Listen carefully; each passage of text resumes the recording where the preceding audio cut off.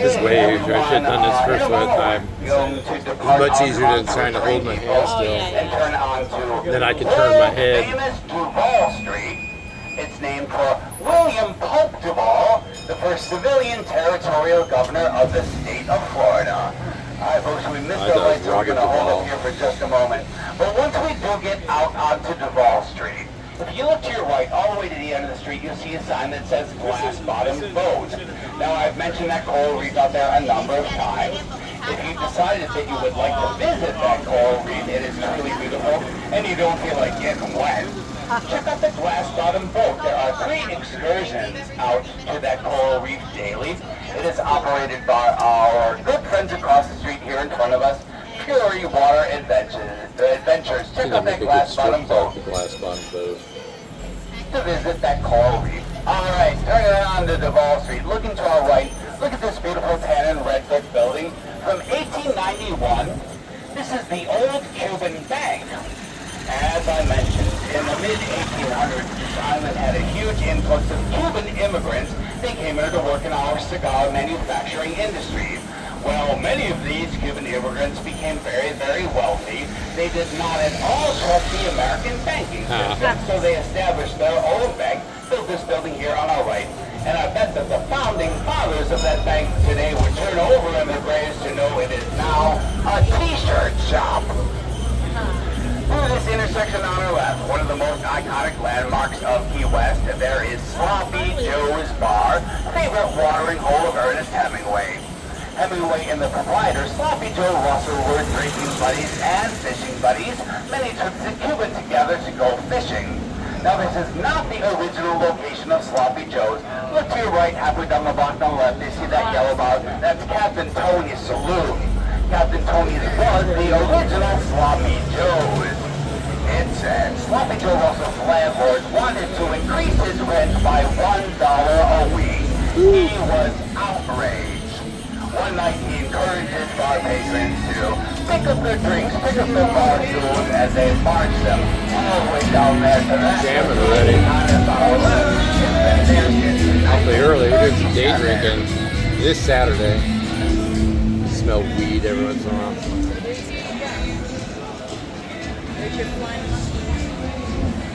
Yeah, that place served us perfect. That was cool. They went by. Alright, here we are on Duval Street. Lots of bars at this end of Duval Street. At one time there were 117 bars on Duval Street alone. So many that we had to stack them one on top of another. What's an example on our right? See, the bottom bar is the Bowl, the second floor is the Whistle Bar. Up on the roof there's another bar called the Garden of Eden, and now the Garden of Eden is a clothing optional bar. Oh, that's right. All independently owned and established operations. Coming up here on our right, you see the White House with the flags off the front porch. Dated from 1829, this White House is the oldest house in Key West. It was lived in by Captain Francis Watlington, his wife, and their 9 daughters. 1 bathroom. Oh yeah, we heard that before. Can you imagine? Satellite Kermit's Key Lime Shop here on our left. His most popular item in his Key Lime Shop is key lime pie on a stick, dipped in chocolate and frozen. Does not get much better than that. Through this intersection on our left, tall, beautiful white church, that is St. Paul's Episcopal Church. It's the oldest Episcopal parish in the Florida Keys. Boys outing. That is version 4.0 of St. Paul's. It dates from 1919. Difficult to see from the outside, but as you pass by, look at the second story. You can tell from the inside you'd see absolutely beautiful Tiffany stained glass windows. They are insured for millions. Worth a stroll through Didn't that one up there in St. Augustine have Tiffany windows too? You see this tall pink hotel. Yep. This is the La Concha Hotel. At one point, the La Concha was the skyscraper of Key West, all 7 stories of it. It opened in 1926 at a cost of $900,000. Wow. Tennessee Williams stayed here. He rented out the entire top floor while he completed a streetcar named Desire. Alright, through this next intersection, halfway down the block on our right, you see a bright pink building with a pink sign out front. That pink sign reads, Margaritaville.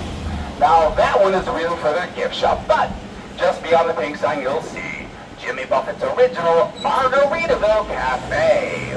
Original. Inside Margaritaville today, you can still get a cheeseburger in paradise, and you can change your attitude with a change in latitude. Yeah, that rhymes. Jimmy Buffett's very first Margaritaville Cafe. 2 floors down from Margaritaville, the building with the columns out front, that is the San Carlos Institute, established in 1871. Cuban patriots, including Jose Marti, would gather there to conspire for Cuban independence from Spain. Now it is said that the Great Fire of 1886 started in that building. Oddly, that fire was reported in Cuban newspapers the day before it happened. Now, there is a mystery. Alright folks, in a moment we're going to turn right down Southern Street. The next stop will be all the way at the end of the block that we turn on. Last building on the left, you'll see another very iconic landmark of Key West. You'll see the Green Parrot Bar. Very much a world-renowned music venue at this point as well. And now the building, last one on our left, opened in 1890 as a grocery store. A man by the name of Anthony Sanchez opened that grocery. Sanchez's friends and family would arrive with their instruments. They'd have impromptu jam sessions inside the grocery. They realized it functioned very nicely as a neighborhood music venue as well. It's been that way ever since. Green Parrot Bar here on our left. In the 1940s, it was a very popular military hangout known as the Brown Derby Bar. But since 1982, it's been very much like what we see here on our left. Now folks, they say here on the weekends especially, the party really spills out onto the streets. Look in the windows. You can see some iron fixtures in the windows. Those fixtures are there not to keep people from getting in. They are there to keep people from falling out. There's a party bar. Drinking in those windows. Absolutely worth a stop into the Green Parrot, especially if you are in this neighborhood later on in the evening. They've got fantastic live music every night. Jazz bands from around the world really do come here to play at the Green Parrot. They also have fantastic live music. They have got fantastic, we are talking about the music, they got fantastic free popcorn. Not only that, inside the Green Parrot, you get a whole eyeful of local color, a whole lot of local color hanging out inside the Green Parrot. It really is quite the sight. She's throwing out. Alright folks, on our left is Jackson Square, named for Andrew Jackson, President of the United States when Key West was incorporated. But at the end of Jackson Square, look at this beautiful tree behind the billboard that says End of the Rainbow. This is a kapok tree. They do very well on the southern because look at the roots. They are called buttresses. They can extend 100 feet into the ground, perfect for withstanding hurricanes. The seed pods of the kapok tree are buoyant. They were originally used to fill life jackets. Alright folks, turning on to Fleming Street, named for John Fleming, considered another one of the 4 founding fathers of Key West. We're going to get back to John Fleming in a moment, something I love to throw in here first because I like ghost stories. On the right is a guest house, the White House with the orange shutters. This is the Marrero Guest Mansion, former residence of Francisco Marrero. Francisco Marrero was able to bribe his way out of a Cuban prison in 1889, made his way here to Key West and became, guess what? A very successful, very wealthy cigar manufacturer. He married a woman named Emmeline, and they lived together in that house with their 8 children.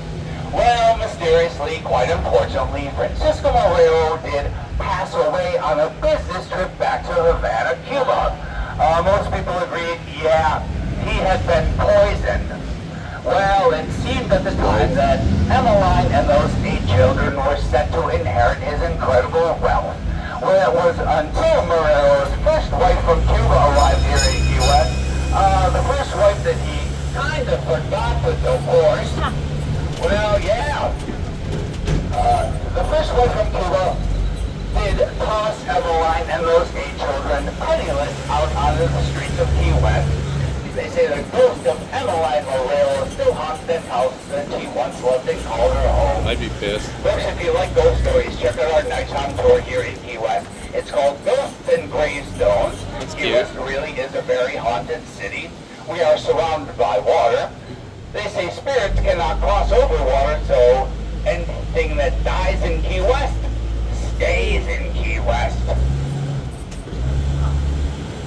Through this intersection, we are entering the historic district of Key West.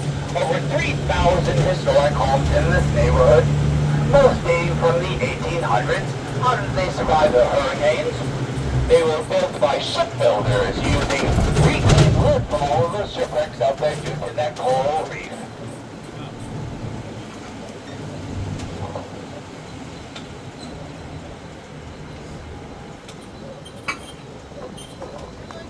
On our left, you see this pink building. This is the Monroe County Public Library, Key West branch.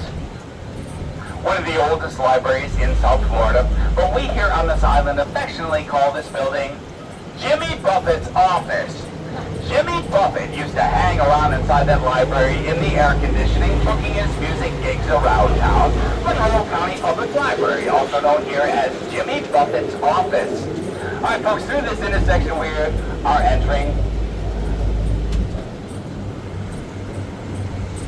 a neighborhood that factors predominantly into our sponging industry. Wow. Through this intersection on our left, across the street, just past the building on the corner, you'll see a building behind it. It is a large white building with a large blue awning out front. These days, the building is marked Milan Event. It's now the home of an event planner. But on our left, this building was the original sponge warehouse. All sponges were collected here. Now, folks, they tell me that this building has a decided tilt to it. I can never quite make out that it's tilted. Let me know if that looks tilted to you. They say it was tilted during the Great Hurricane of 1909. But yes, that's the sponge warehouse. Back in the 1800s, sponges became quite coveted across the planet for their many household uses.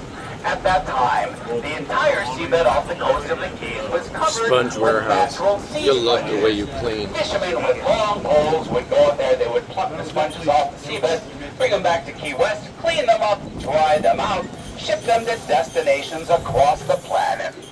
What happened? We had what's known as a red tide. We had one not too many years ago in the Keys as well. What's a red tide? It's essentially a microorganism that causes the water to turn red, and with that, sponges could not reach the, sunlight could not reach the sponges. Our sponges died.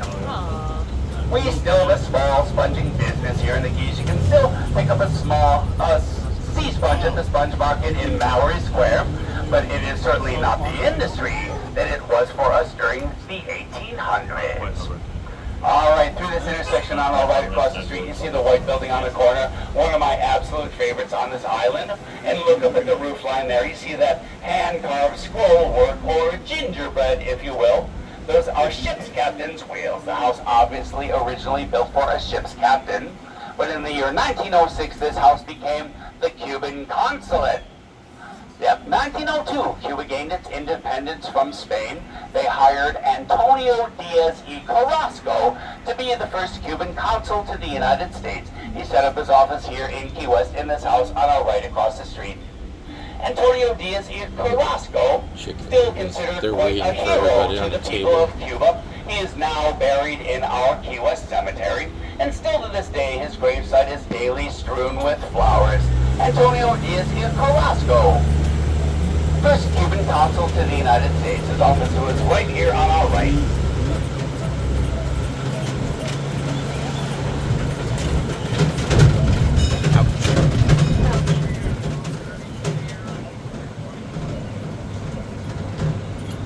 There's the parking garage. Once we are in the intersection, You could actually park there, but it's $40 a day. At the end of the street, you will see Trumbull Point. Trumbull Point is now on the grounds of a Coast Guard base, so we cannot access Trumbull Point. But Trumbull Point was the terminus of Henry Flagler's overseas railroad here into Key West. Oh, okay. January of 1912, Henry Flagler arrived in the first car of his overseas railroad extension here. He said the celebration was so great it lasted over a week.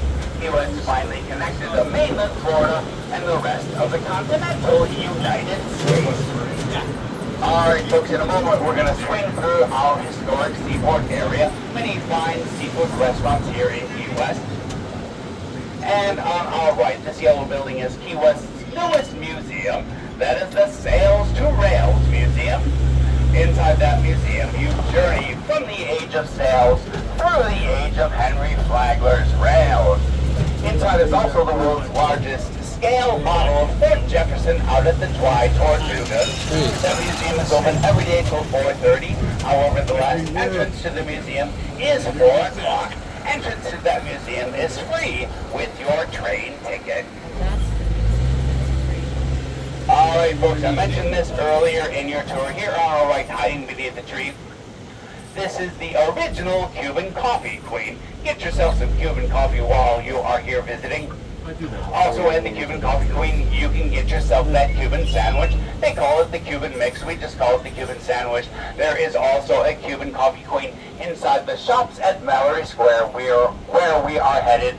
I got nothing to do, folks, with the Cuban Coffee Queen. I just like what they have. Alright, coming up on our right, you see this gigantic mural. It's on the back of road. It's now the Waterfront Brewery. This is known as a whaling wall. It was painted by renowned local artist Robert Wyland with a little help from another renowned local artist by the name of Guy Harvey. There are over 100 whaling walls painted across the planet. This one here is number 52, and if you look closely you will notice there's not a single whale in the mural. Whales aren't that prevalent off the coast of the Keys. Looking off in the distance on our right, you see this tall white dog. That's the Schooner Wharf Bar. They like to call themselves a last little piece of There's the old marker. Key West. That's a very popular bar with the locals, and they call themselves the Breakfast Club. Happy hour at the Schooner Wharf is the earliest on the island. It starts at 7 a.m. Yep. You can't drink all day if you don't start early. That's what they'll tell you.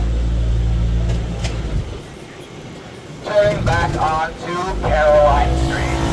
Caroline Street, also notorious from a Jimmy Buffett song from 1976 entitled Woman Going Crazy on Caroline Street. Oh, I know that song. Listen to that song. Pay attention to those lyrics. You'll understand that that woman's profession was the oldest. Probably still around. See this one on the corner. Alright, at the end of this block on our left, the building on the corner is our federal building, built in 1931. At different times, this building was a post office, a courthouse, a customs house as well. Most interesting about the building is the facade.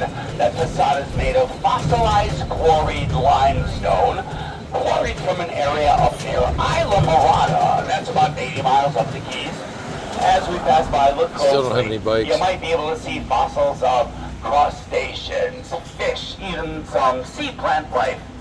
There will never again be a facade quite like that one. That quarry was shut down in the 1970s. It was deemed to be too detrimental to our delicate marine 5 front doors.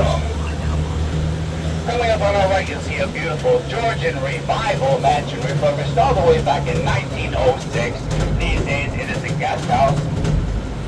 Coming up on our left is the Curry Mansion, former residence of Captain William Curry. All right. Captain Curry sailed himself to Key West from the Bahamas in 1837 at the ripe old age of 16.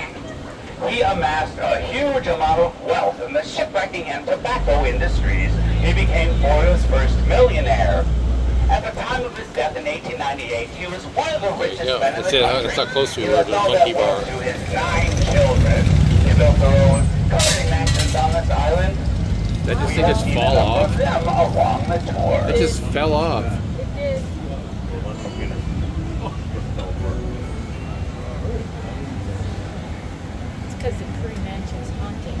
Right? Is that another ghost? Must be. That just like popped off there, didn't it? It did. That's interesting. Yeah, there must be a ghost right over there on the corner, folks. There are a lot of spirits on this island. Again, we're surrounded by water spirits. You cannot cross over water, so Key West is a very haunted island. I can speak to that firsthand. All right, at the end of this block on our left, you'll see a white house on the corner. It's got blue shutters. The house on the corner is the birthplace of Pan American Airways. The first international flight ticket was smells sold good, out of that damn. office for a flight on October That smells 28th really of good. 1927. These days, the building is the First Flight Island Restaurant and southernmost brewery. Inside the garden to the back and up the stairs, you would find the Crash Bar, so named for a Sikorsky seaplane that crashed through the roof of that building in 1928. Oh, wow. They held on to a metal plane wing, and they use it as a bar. I don't believe that. That's funny. That sounds like a bullshit story to me.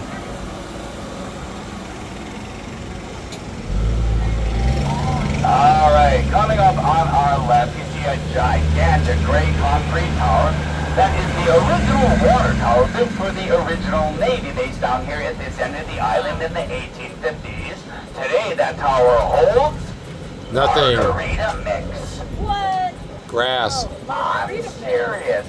Margarita. All right, through this intersection on our left, a little off in the distance, you see this brick building. At the top, it reads U.S. Coast Guard. Underneath, there's a sign that describes what it is today. Those are the shops at Mallory Square. But we are very excited to let you know that now, the second floor of that brick building is our brand new Key West Cooking School. Yes, it is a cooking school, but it really is so much more than that. They do 3 demonstrations daily, 11 a.m., 3 p.m., 7 p.m. They demonstrate how to make 5 Key West Caribbean-inspired dishes, and they tell you the story about how those That's a total dishes came to cruise be. ship, So gotcha. after they Cruise ship demonstrate food. how to make them, tell you the We story should about go how they there came at to be. 11. You get to eat it all. You get to eat all of it. It is absolutely fantastic. I'm seeing But what time also it on the is. second floor, there is a bar. It is called Bar One. Inside, you can get your Oh, Key West okay. Caribbean-inspired That's the name bar of it. I night. was wondering why it said Also, Bar your tropical One. cocktails, your mojitos, rum runners, all that great stuff. Happy hour is between 4 and 6. All of that stuff is half price, so between 4 and 6. But also, inside that bar on the second floor, that's where you can get your key lime pie. You shouldn't come to Key West and not get a slice of key lime pie. You can get it in that bar on the second floor. And folks, Yeah, I I have wanna coupons try for theirs. $2 off your It slice of looks key lime pie if fabulous. you are Really. interested. All right, folks, in a Just moment, not a I'm going fan. to swing this train around, bring it to a stop Just not a inside fan. Mallory Square to conclude your tour. A couple more things to tell you about. Starting with the path that we are on leads straight ahead to the Mallory Dock. That's the site of our nightly sunset celebrations here in Key West. Not only will you see the sunset, which is usually quite spectacular, but you see many street performers. Everybody's favorite seems to be the guy who has trained his cats to jump through hoops. But there's a girl that spins fire. There are unicyclists, jugglers, all kinds of mayhem.